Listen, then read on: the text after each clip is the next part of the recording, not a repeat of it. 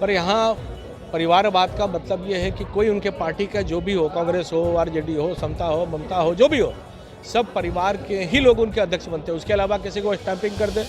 Bharatiya Janata party ऐसी party है कि जो बूथ से लेकर ऊपर तक, प्रधानमंत्री भी कोई बनता है तो वो बूथ का कार्यकर्ता ऊपर तक बढ़ने का काम होता है। ये उदाहरण कहीं मिलेगा तो भारतीय जनता पार्टी फाउंडेशन देख रहे हैं। मैं हूं आपके साथ वंदना। बिहार विधान परिषद में विधानसभा कोटे से 11 पदों पर जो है आज नामांकन करने की अंतिम तिथि थी, जहां बीजेपी के जो 3 उम्मीदवार थे आज उन्होंने नामांकन किया है। इस वक्त हमारे साथ बात करने के लिए हैं बीजेपी विधायक संजीव चौरसिया। एक तरफ जहां आप लोगों ने कहा कि हमारी पार्टी हो या फिर हमारा जो वर्ग जो संगठन है वो परिवारवाद का नहीं है, लेकिन आप लोग पर भी परिवारवाद का आरोप लगता रहा है, तो कैसे देख रहे हैं? कोई आरोप का कोई आधार नहीं है, निराधार बातें हैं। जो समाज के साथ सतत और निरंतर काम करते आए हैं वो आगे बढ़ने का, समाज के स्वीकृति के साथ आगे बढ़ते हैं। पर यहाँ परिवारवाद का मतलब ये है कि कोई उनके पार्टी का जो भी हो, कांग्रेस हो, आरजेडी हो, समता हो, ममता हो, जो भी हो, सब परिवार के ही लोग उनके अध्यक्ष बनते हैं। उसके अलावा किसी को स्टैंपिंग कर दे।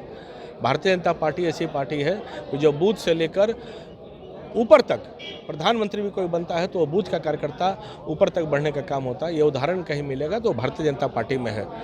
तो तेजस्वी हो, कोई हो, अखिलेश हो, सब परिवार के पृष्ठभूमि से ही निकल कर आए हैं। समाज का क्या योगदान है, कितने दिनों तक काम किए हैं समाज के लिए।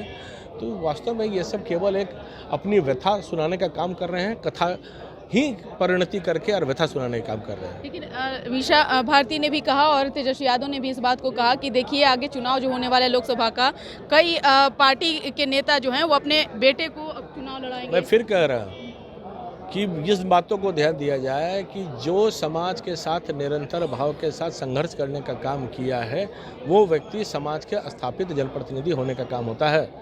तो केवल थोपे हुए वो लोग प्रतिनिधि हैं और जनता के निधि कभी नहीं बन सकते।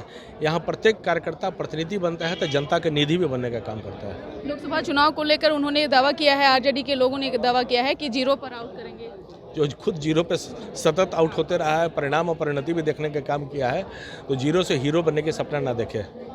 लालू प्रसाद यादव को लेकर के राजद के ही लोग कह रहे हैं कि ये लोग गरीब गुरबा और महिलाओं को साथ लेकर चलते हैं, लेकिन बीजेपी वालों ऐसा नहीं करते हैं। लगता है कि ये बात सबसे ज़्यादा बिहार का गरीब गुरबा का प्रतिनिधित्व तो हम करते हैं। कौन ODF शौचालय का दिए हैं, सड़क का दिए हैं, योजना दिए हैं, आयुष्मान भारत दिए हैं। जो भी काम किए हैं गरीबों के लिए वो देश के रहनुमा, गरीबों के माननीय प्रधानमंत्री नरेंद्र मोदी जी ने किया है। नहीं तो देश के 12-20 करोड़ से लोगों को गरीबी रेखा से ऊपर कैसे आते हैं। तो केवल गरीबों को शोषण करने का काम किए हैं, जिसका नाम है लालू प्रसाद यादव।